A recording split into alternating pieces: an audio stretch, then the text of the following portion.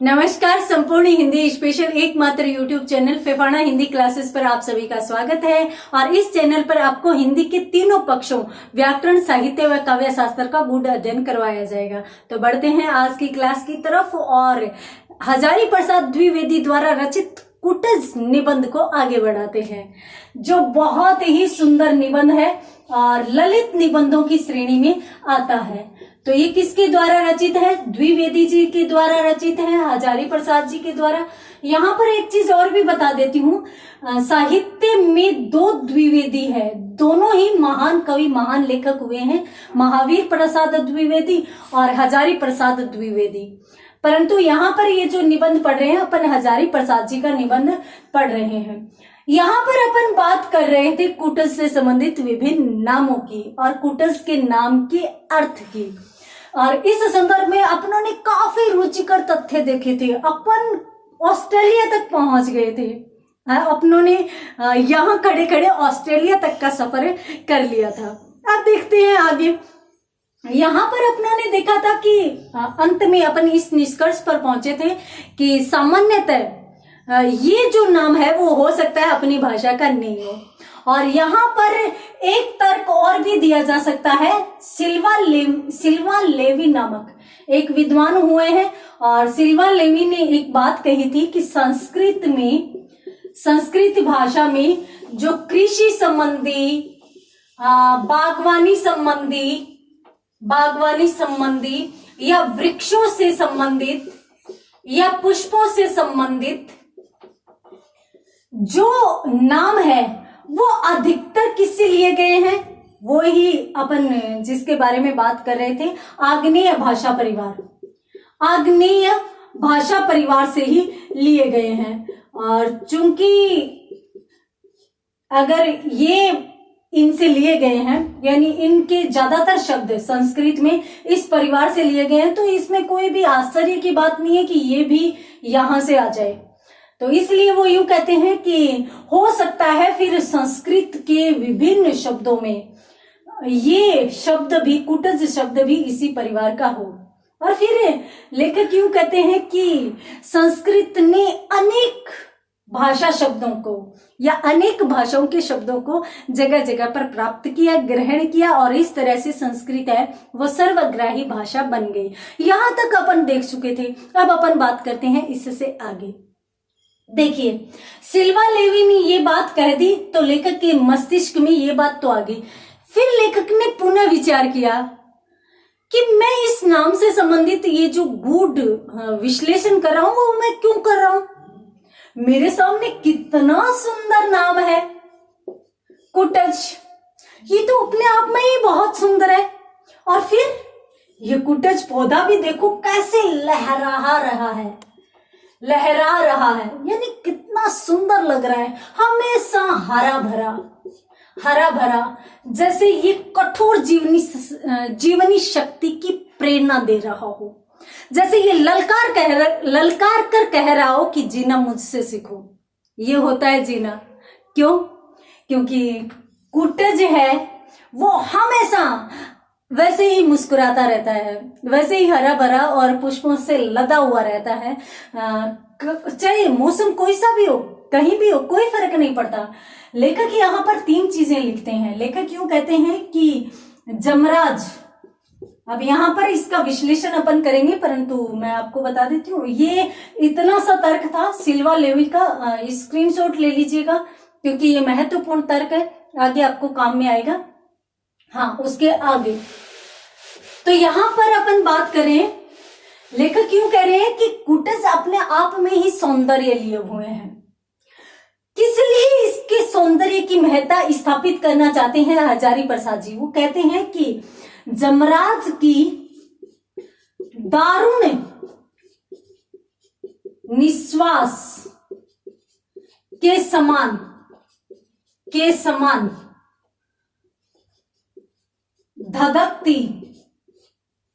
धधकती लू में भी ये बना हुआ है। साथ साथ दुर्जन के कठोर चित्त के समान पाषाण से भी ये अपना भोग्य खींच रहा है। भोग्य का मतलब रस खींच रहा है। तीसरी बात, मूर्ख के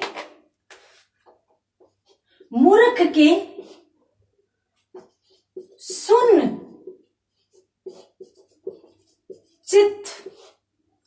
चित्त के समान जो गिरी कांतार, वहां पर भी यह खुशहाल जिंदगी बिता रहा है। कितनी बड़ी बात यहां पर कुटस के लिए लेखक द्वारा कही गई है।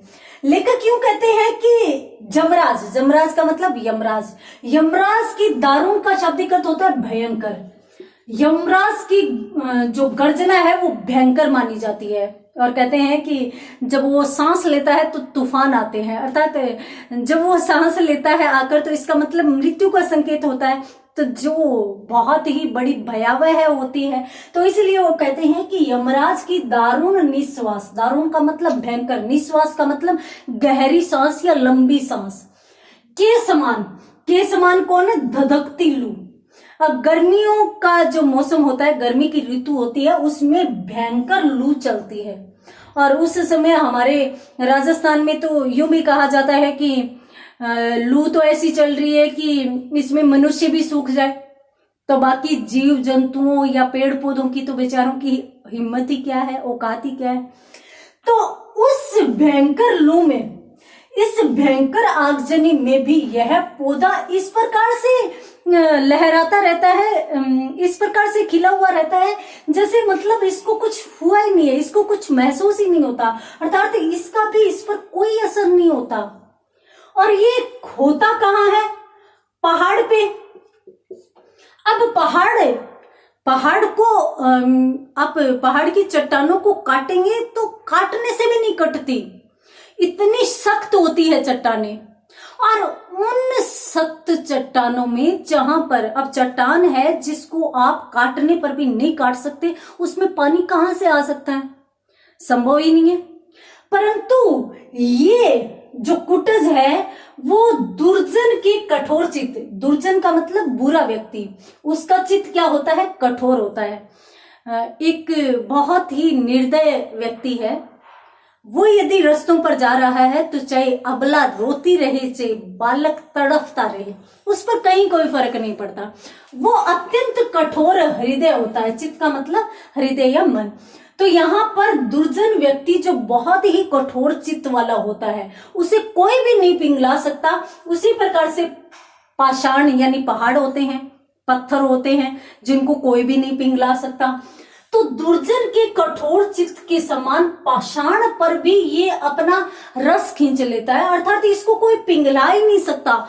तो इसमें से कैसे ये इसको फोड़कर और रस यानी पानी प्राप्त करता है, अपना भोग्य का मतलब होता है जीवन जीने के लिए जो आवश्यक तत्व होता है। अब पेड़ के लिए, पौधे के लिए आवश्यक तत्व क्या है? पानी। अब पता नहीं ये कहाँ से पानी खींच कर लाता है, और फिर भी अपने आप को बनाए हुए, फिर भी अपने आप को जियाए हुए है। दूसरी बात, मूर्ख व्यक्ति सुनना होता है। याद रखिए, यदि आप हमेशा क्रियाशील रह रहे हैं तभी आपको अच्छा व्यक्ति माना जाएगा, और यदि आप किसी भी बात का ध्यान ही नहीं दे रहे हैं, आपके भले कुछ भी होता रहे कुछ भी नहीं होता रहे, तो लोग आपको मूर्ख समझ लेंगे। ठीक है, मैं नहीं कह रही हूं, यहाँ पर हजारी प्रसाद जी कह रहे हैं। वो यूं कह रहे हैं कि मूर्ख व्यक्ति हमेशा क्या होता है? सुनना होता है, और उस को कुछ भी कह दो उस पर कहीं फर्क नहीं पड़ता, चिकना घड़ा होता है। तो उसी प्रकार कहते हैं कि जैसे मूर्ख व्यक्ति सुनना होता है, उसी प्रकार से पहाड़ और जंगल सुनने होते हैं, वहां पर भी कोई मनुष्य तक दिखाई नहीं देता। यानी मूर्ख व्यक्ति की संज्ञा किसको दी गई है? पहाड़ों को और वनों को दी गई है।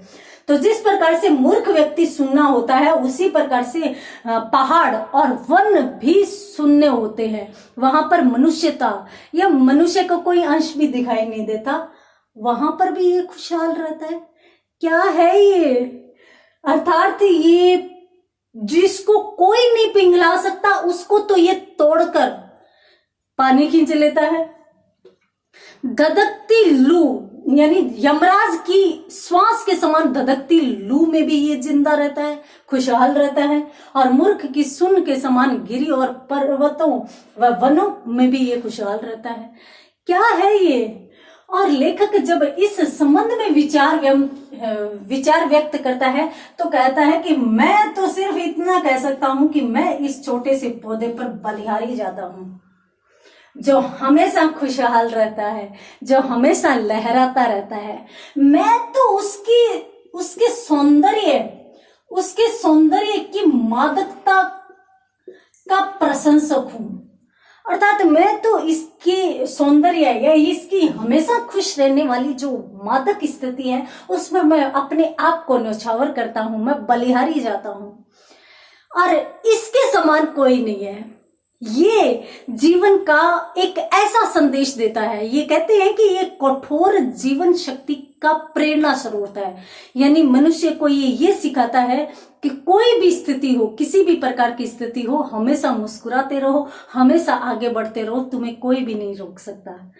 देखिए, ये होता है कवि, और ये होते हैं कवि के शब्द जो आपको उठने के लिए मजबूर कर दे, आपको तड़फने के लिए मजबूर कर दे, आपको सोचने के लिए मजबूर कर दे।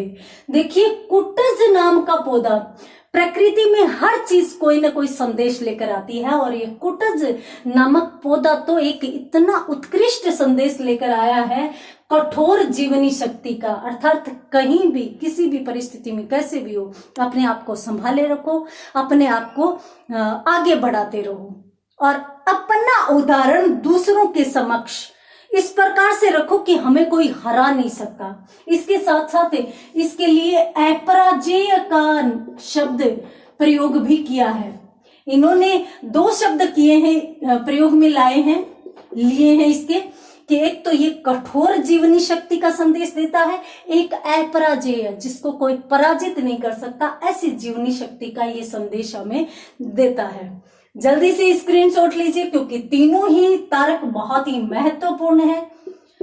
पहले यमराज वाला तर्क दिया जाता है, उसके बाद ये, और उसके बाद ये, और तीनों के तीनों गुण किसमें है? कुटज पौधे में है, जो कि क्या संदेश देते हैं? अपराजेय व कठोर जीवनी शक्ति। यहाँ पे मैं लिख भी देती हूं, क्योंकि ये बहुत ही सुंदर वाक्य है। जीवनी शक्ति का प्रेरक, यानी हमें कौन सी प्रेरणा शक्ति देता है? ये अपराजेय व कठोर जीवनी शक्ति की प्रेरणा देता है, तो इसलिए ये हमारा प्रेरक बन सकता है। इसलिए लेखक इस पौधे पर बलिहारी जाते हैं, इस पर न्यौछावर होना चाहते हैं, इसकी मादकता की प्रशंसा करना चाहते हैं। साथ साथ ये कहते हैं कि दुनिया में पता नहीं कितने शब्द आए, कितने शब्द गए, कितने लोग आए, कितने लोग गए, कितने प्राणी आए, कितने प्राणी गए, कितने जीव जंतु आए, कितनी वनस्पतियां आई, लुप्त भी हो गई, परंतु संस्कृत की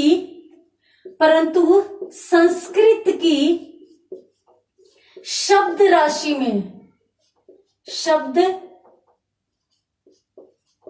में ये शब्द आज भी ज्यों का त्यों बना हुआ है, और इसीलिए मैं इसका सम्मान करना चाहता हूं। अर्थात संस्कृत की शब्द राशि में भी अनेक शब्द आए, अनेक चले गए। खास तौर से ये देखें कि प्रजातियां भी आई और लुप्त हो गई, जिनका आज कोई नामो निशान नहीं है, परंतु ये शब्द था, है और आगे भी रहेगा। क्यों? क्योंकि ये पौधा है जिसने हार मानना नहीं सीखा, और जिसने हार नहीं मानना सीखा वो हमेशा बना रहेगा। तो यहाँ पर अपन आगे बढ़ते हैं। बहुत ही सुंदर शब्दों का प्रयोग हजारी प्रसाद द्विवेदी जी ने कुटज के लिए किया है। उसके बाद अपन बढ़ते हैं आगे। देखिए, कुटज के लिए आगे वो क्या कहते हैं? कुटज के लिए लेखक यूं कहते हैं कि देखिए, इस प्रकार से अनेक छितरी हुई पहाड़ की चोटियां हैं। ठीक है, ये अनेक पहाड़ की चोटियां हैं, जिनमें कहीं कटी फटी, कहीं उबड़ खाबड़, इस प्रकार से चट्टाने हैं। कौन है? चट्टाने हैं। और ये क्या है, पहाड़ की ऊपरी चोटियां हैं, चोटियां हैं। और यहां पर, यहां या यहां या यहां, यानी इस पर्वत की चोटी के पास, यानी थोड़ा दूर कहीं पर यूं भी होगा कि एक पर्वत की चोटी होगी, पर्वत की चोटी होगी, छोटे या मोटे पर्वत की चोटी, जिस पर भगवान शिव समाधिस्थ अवस्था में बैठे होंगे, यानी समाधि लगाए हुए बैठे होंगे। और यहां पर इन पर्वतों से अनेक नदियां भी निकलती है, ठीक है। और यदि आपको पता नहीं हो तो मैं आपको बता देती हूँ कि गंगा भी पर्वतों की चोटियों से ये छोटी छोटी धाराएं निकलती रहती है और नीचे आकर एक में मिल जाती है, और जब मिल जाती है तो वहां पर वो बहुत बड़ी नदी बन जाती है, जिसको अपन गंगा नदी, जो बहुत ही बड़ी नदी के नाम से जानते हैं। सामान्यतः ये पर्वतों से छोटी छोटी धाराओं के रूप में आती है, ठीक है। इस प्रकार से यहाँ पर अनेक नदियां भी बह रही है, ठीक है। यहां नीचे क्या है, नीचे चट्टानी मिट्टी, चट्टानी मिट्टी, चट्टानी मिट्टी का मतलब है कि चट्टानें टूट टूट कर यहां पर गिरी हुई है। यहाँ पर कोई मिट्टी या रेत नहीं है, यहाँ पर चट्टाने थोड़ी थोड़ी टूट के, यानी ऐसा नहीं हो सकता कि हम उसको जमीन को समतल बना लें। जैसे रेत होती है ना, राजस्थान तो पहाड़ों का देश है, परंतु रेत के पहाड़ों का, तो उस रेत को अपन बिल्कुल सीधा कर सकते हैं और उस पर अनाज उगा सकते हैं। जबकि पहाड़ होते हैं ना, तो वहां पर इस प्रकार से पत्थर होते हैं, तो इस प्रकार से पत्थर के टुकड़े यहाँ पर इसकी जड़ में पड़े होते हैं, और उनमें कहीं भी, उनमें इन पर्वतों के ऊपर इस प्रकार से कुंडली मारकर बैठा हुआ मेरा एक पुराना परिचित दोस्त, कौन, समझ चुके होंगे आप, कुटज, कि मेरा पुराना परिचित मित्र एक यहां पर कुंडली मारकर बैठा है। अब ये कुंडली मारकर बैठा है और ये सदैव लहराता रहता है, ये अपन देख चुके हैं, यानी सदैव प्रसन्न रहता है, सदैव खिला हुआ रहता है। तो इसके ऊपर पुष्प भी रहते हैं और ये हमेशा पुष्प है वो इस प्रकार से गिराता रहता है। और कहते हैं, लेखक की कल्पना देखिए आप, कहते हैं कि इस प्रकार से ये कुटज भगवान शिव का पुष्प सत्वक कर रहा होगा, भगवान शिव का पुष्प सत्वक करता है। अर्थात इस प्रकार से कुटज हमेशा भगवान शिव को अपने पुष्प अर्पित करता रहता है, भगवान शिव की हमेशा आराधना करता रहता है। यानी भगवान शिव की आराधना करने के कारण ही शायद ये इस प्रकार की उबड़ खाबड़ चट्टानों में जहां पर पानी नहीं है वहां पर भी ये सदैव प्रसन्न रहता होगा। क्यों? शिव की उपमा क्यों दी गई है? क्योंकि भगवान शिव भी कुछ कुटज जैसे ही हैं, वो भी हमेशा मुस्कुराते रहते हैं। उन्हें कहते हैं ना कि सन्यासी हैं, उन्हें किसी भी चीज से कोई मतलब नहीं है, वो दुखों से दुखी नहीं होते और सुखों से प्रसन्न नहीं होते, वो हमेशा अपना उदासीन भाव रखते हैं और इसके साथ साथ हमेशा प्रसन्न व खुशहाल रहने वाले, हमेशा एक भाव रहने वाले भगवान शिव है। तो इस प्रकार की जो अपनों ने अभी शब्दों से संबंधित विचार विमर्श किया था, उसके तुरंत बाद हजारी प्रसाद द्विवेदी द्वारा कुटज निबंध में जो पैराग्राफ आया है वो ये ही है। ये सारा का सारा प्रसाद जी द्वारा चित्र निर्मित किया गया है। पर्वत की चोटियां, भगवान शिव की समाधि, पर्वत पर नदियां और ये चट्टाने, ये सारी की सारी रूपरेखा इनके द्वारा दी गई है। तो उम्मीद करती हूँ यहाँ पर भी आपको बहुत अच्छा लगा होगा। कुटज निबंध अभी पूरा नहीं हुआ है, ललित निबंध है, आपको भी पढ़कर बहुत अच्छा लग रहा होगा, परंतु पढ़ेंगे अगली क्लास में। तब तक के लिए धन्यवाद।